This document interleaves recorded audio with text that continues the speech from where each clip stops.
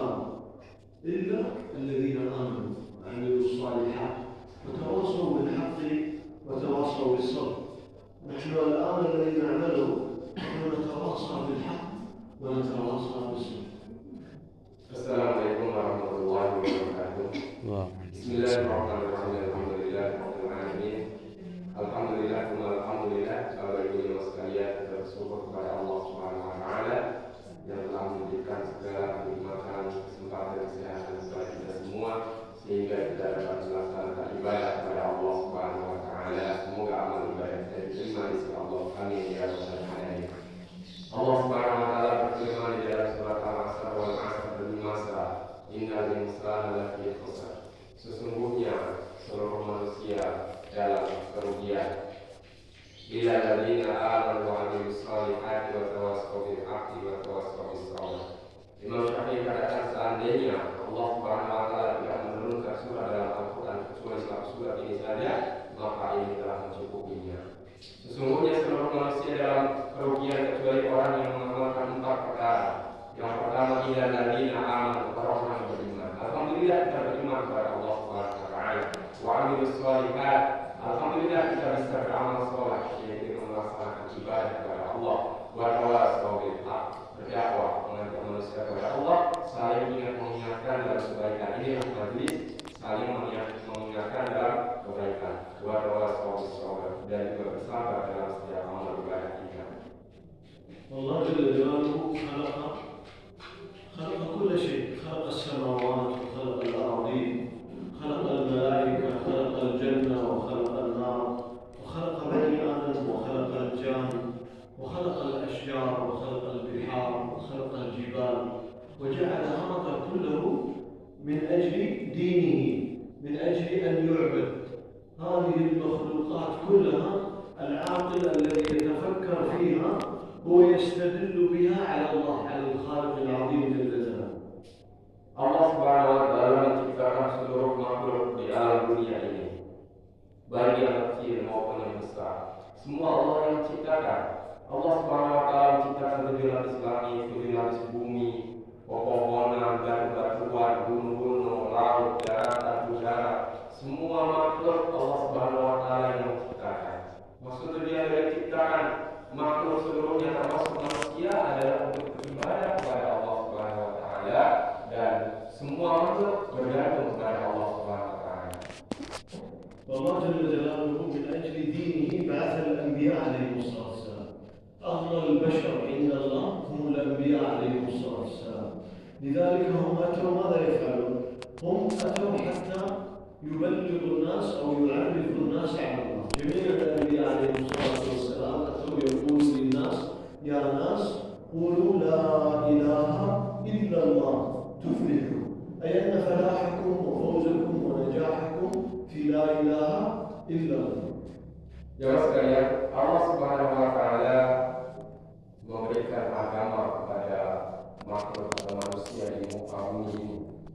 Dan dengan agama yang Allah Subhanahu wa taala berikan kepada manusia untuk kebahagiaan manusia di dunia dan akhirat ini, maka Allah Subhanahu wa taala mengutus para anbiya alaihi wassalam. Para nabi-nabi mereka semuanya diutus bagaimana untuk menyampaikan agama ini, bagaimana untuk menyebarkan agama Islam yang mulia ini. Dan di antara seluruh para nabi ada satu nabi yang sangat mulia, yaitu adalah Nabi Muhammad SAW, nabi yang terakhir. Ini pun menyampaikan agama, mengajak manusia agar mengamalkan agama untuk kebahagiaan dunia akhirat. Sehingga beliau mengatakan kepada seluruh manusia, ya ayyuhan nas qulu la ilaha illallah tuflihu. Wahai sekalian manusia, ucapkanlah la ilaha illallah, masuklah ke dalam Islam, mentauhidkan Allah, menyembah Allah, pasti kalian akan bahagia. فالله جل جلاله جعل دينه وجعل هذا الدين نظام. الدين نظام. الله جل جلاله يريد أن ينظم حياة الإنسان على ما يريد الله، ولكن الإنسان يطغى. الإنسان يطغى ولا يريد أن يعيش على الشيطان يغويه حتى لا يقوم على ما يريد الله. ما هو الدين؟ الدين نظام. تقوم صلاة الفجر نظام، صلاة الظهر نظام، تخرج من البيت بالدعاء نظام، تأكل الطعام بسم الله وتقول الحمد لله في نهاية الطعام نظام. تناموا على السنة هذا نظام، تربي أولادك على الدين هذا نظام. الله يريد أن يقوم دينه جل جلاله. والفئتين في آخر الزمان في اليوم القيامة، فئتين، فئة ناجية وفئة خسرانة. الفئة التي تبعت الأنبياء على أقوامهم في قبل النبي عليه الصلاة والسلام، والذين من أمة محمد صلى الله عليه وسلم واتبعوا النبي عليه الصلاة والسلام هم في الفوز والفلاح، والذين لم يتبعوا الأنبياء هم في الخسران. وهكذا القرآن يقص القصص الله علينا في القرآن من أوله إلى آخره. عن ماذا يقص؟ يقص عن من اتبع الأنبياء فازوا وفلحوا، والذين لم يتبعوا الأنبياء خابوا وخسروا. Jemaah sekalian, Allah Subhanahu wa taala menjadikan agama ini sebagai panduan bagi manusia, tertib bagi manusia, acuan bagi manusia yang baik, undang-undang yang baik bagi manusia. Jemaah sekalian, sebenarnya Allah Subhanahu wa taala berikan sholat, ini adalah satu tertib. Kehidupan kita harus baik, tertib yang baik, hukum yang baik. Kemudian Allah Subhanahu wa taala berikan kepada kita kehidupan di rumah kita seperti makan, baca doa, ini suatu tertib. Kemudian kita mendidik anak-anak kita dengan baik, ini suatu tertib. Sholat subuh yang kita lakukan, bahkan 5 waktu sholat yang kita lakukan, ini adalah suatu tertib. Apabila kita mengikuti undang-undang Allah, mengikuti tertib Allah, maka kita akan berjalan dengan baik, dan ini yang diharapkan oleh Allah. Namun sebagian orang mereka mengingkari tertib tersebut. Mereka tidak mengikuti undang-undang peraturan yang Allah Subhanahu wa taala berikan, bahkan mengingkari, bahkan berbuat jahat, berbuat maksiat, bahkan mengikuti syaitan, yang syaitan sebenarnya akan menjerumuskan kepada kemurkaan ataupun neraka. Jemaah sekalian, nanti di akhirat akan ada 2 golongan, satu golongan yang selamat dan satu golongan yang sengsara. Siapa golongan yang selamat? Golongan yang selamat adalah golongan yang mengikuti perintah Allah dan Rasulnya. Mereka pasti akan masuk ke dalam surga. Golongan yang kedua adalah golongan yang sengsara, yaitu adalah golongan yang mengikuti hawa nafsunya dan mengikuti tindakan syaitan. Oleh karena itu, bagaimana kita mengendalikan hawa nafsu kita mengendalikan gerak langkah kita dan mengikuti jejak langkah syaitan menuju kepada apa yang diberitakan oleh Allah Subhanahu wa taala dan sunnah Rasulullah sallallahu alaihi wasallam. هكذا النبي عليه الصلاة والسلام يرغبنا في صلاة الفجر فيقول: بشروا المشائين بالظلم بالنور التام يوم القيامة الذين يمشون لصلاة العشاء وصلاة الفجر. ويقول عليه الصلاة والسلام في حديث آخر: من صلى العشاء في جماعة وصلى الفجر في جماعة فكأنما قام الليل كله، أو كما قال عليه الصلاة والسلام. Jemaah sekalian, begitu juga apabila kita mengamalkan agama, pasti kita akan mendapatkan keuntungan yang sangat besar, yang hanya sholat subuh yang kita kerjakan. Sholat subuh ini adalah termasuk sholat yang masih di waktu gelap, waktu malam. Ini mendapatkan pahala cahaya yang sempurna pada jam. Nabi sallallahu alaihi wasallam bersabda, "Basyirul masakin fi dhulali ila masajid bidulitan yaumil qiyamah." Berilah kabar gembira orang-orang yang melangkahkan kakinya dari rumah menuju masjid mengerjakan sholat berjamaah atau sholat subuh, sholat di waktu yang gelap, waktu yang malam, maka dia akan mendapatkan cahaya yang sempurna pada hari kiamat. Dalam hadis lain Rasulullah sallallahu alaihi wasallam bersabda, "Man sholat isya bil jamaah," barang siapa yang sholat isya berjamaah, maka annama sholat sholat dia seakan-akan sholat sunnah setengah malam dari jam 6 sore sampai jam 12 malam. Dan waman sholat subuh, barang siapa yang mengerjakan sholat subuh, maka annama sholat lailatul, maka seakan-akan dia mengerjakan sholat sunnah semalam itu, jadi jam 12 sampai jam 6 pagi lagi. Inilah keutamaan yang Allah Subhanahu wa taala memberikan apabila kita mengerjakan ibadah kepada Allah. فالله جل جلاله يريد منا أن نعلم، هو يريد منا يقين على ذات الله عز وجل. الله لا يريدنا إذا أتتنا المشاكل أو أتتنا المصائب أن نفزع لغير الله. كان رسول الله صلى الله عليه وسلم إذا حزمه أمر فزع إلى الصلاة عليه الصلاة والسلام. لماذا؟ لأن الصلاة هي مفتاح خزائن الله. نحن الآن لقصر ذهننا ظننا أن المال يقضي الحاجات. لا، المال محتاج إلى الله ليقضي الحاجات. الله غير محتاج إلى المال، الله يقضي الحاجات بغير المال، الله خالق قادر جل جلاله، الله غير محتاج إلى قطرة ماء حتى يخلق بحر، الله يخلق البحر بكن فيكون، الله غير محتاج إلى حجر حتى يخلق جبل، الله إذا أراد أن يخلق جبل قال له كن فيكون جل جلاله. Jemaah sekalian, yang Allah Subhanahu wa taala inginkan kepada kita semua dalam setiap amal ibadah, agar amal ibadah kita memberikan manfaat baik dunia maupun akhirat. Keyakinan kita kepada Allah, permintaan kita kepada Allah, suasana dan keadaan kita selalu berada kepada Allah. Seperti halnya Rasulullah SAW, apabila mendapatkan kesusahan maka segera menunaikan sholat. Maknanya apabila kita mendapatkan kesusahan segera kita bersabar dan juga kita menunaikan sholat. Inilah manusia yang butuh kepada Allah, dan memang selayaknya seluruh makhluk itulah yang butuh kepada Allah. Allah tidak butuh kepada makhluk sedikit pun. Allah Subhanahu wa taala yang menciptakan, Allah Subhanahu wa taala menciptakan seluruh makhluk, bahkan tetesan air hujan yang turun. Ini pun Allah Subhanahu wa taala yang menciptakan.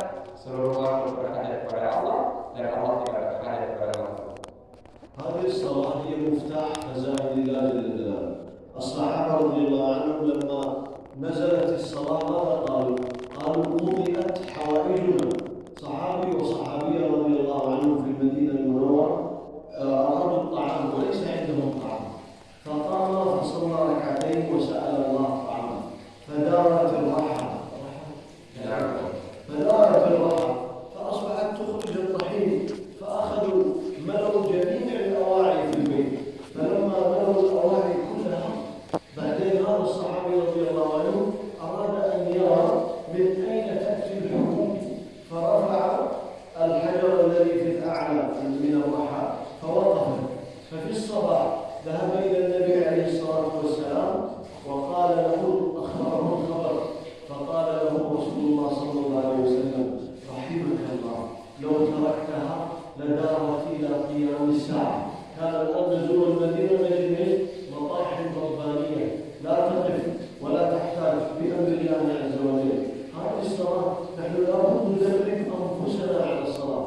الإمام أحمد رحمه الله كان يصلي وهو مريض في اليوم 100 ركعة، فقالوا لعبد الله بن أحمد يا عبد الله الشيخ يصلي 100 ركعة، قال نعم هو الآن مريض، لما كان صحيحا كان يصلي في اليوم 300 ركعة نافلة غير السنن وغير الفريضة. فلا بد ندرب أنفسنا على الصلاة حتى نستخدم خزائننا. Jemaah sekalian, sholat inilah akan membuka pintu-pintu rahmat Allah, pintu-pintu keberdaharan Allah, segala hajat kebutuhan kita. Kita minta kepada Allah, kita memohon kepada Allah dengan mengerjakan sholat. Para sahabat radhiyallahu ta'ala anhum ketika turun perintah sholat sangat bahagia sekali, sehingga mereka mengatakan ketika turun perintah sholat, masya Allah, Allah Subhanahu wa taala bisa tunaikan hajat-hajat kami. Kenapa? Ketika dengan sholat mereka langsung bermunajat kepada Allah, Allah berikan tes apa yang mereka minta. Suatu ketika di sekalian, salah orang sahabat di rumah tidak ada makanan, tidak ada gandum dan kosong, tidak ada makanan. Gilingan gandum pun sudah lama berhenti tidak berputar. Kemudian dia pergi ke masjid, dia tunaikan sholat sunnah, meminta kepada Allah Subhanahu wa taala agar Allah berikan rezeki. Akhirnya ketika pulang ke rumah, gilingan gandum sudah berputar dengan sendirinya. Maknanya ada sesuatu yang digiling dan mengeluarkan tepung. Kemudian mengambil tempat untuk menempati tepung-tepung yang keluar dari gilingan gandum sampai semua tempatnya penuh, tidak ada tempat lagi. Maka dia penasaran, ini gandum ini banyak sekali, tepungnya keluar terus, padahal tidak ada yang menggiling dan berjalan sendiri. Ini dari mana biji gandumnya? Dibukalah tutup gandum dari atasnya, rupanya kosong, tidak ada, langsung berhenti saat itu. Maka dilakukan kepada Rasulullah, ya Rasulullah, di rumah saya keadaan demikian. Maka Nabi sallallahu alaihi wasallam tersenyum dan mengatakan, wahai sahabat, seandainya engkau tidak buka tutup penggilingan gandum itu, maka niscaya penggilingan gandum itu akan berputar sampai hari kiamat. Ini yang sholat, Allah akan bisa mendatangkan khazain Allah, yaitu adalah perbendaharaan Allah, pertolongan kita kepada Allah. Oleh karena itu kita harus mementingkan sholat. Jangan kita mengatakan yang penting sholat, tetapi sholat itu penting.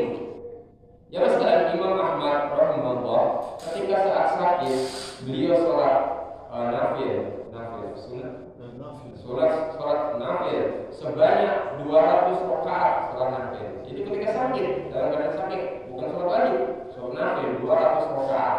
Maka jemaah sekalian, suatu ketika ditanyakan kepada anaknya yaitu Abdullah bin Amr, ya Abdullah, ayahmu ini sholat itu banyak sekali, 200 rakaat. Maka anaknya mengatakan, baiklah, biasanya kalau beliau sehat, sholatnya tidak 200 rakaat, tetapi 300 rakaat. Subhanallah. Inilah ulama terdahulu mereka mementingkan bagaimana sholat hubungan kita kepada Allah Subhanahu wa taala baik, maka Allah akan memberikan kebaikan-kebaikan kepada kita.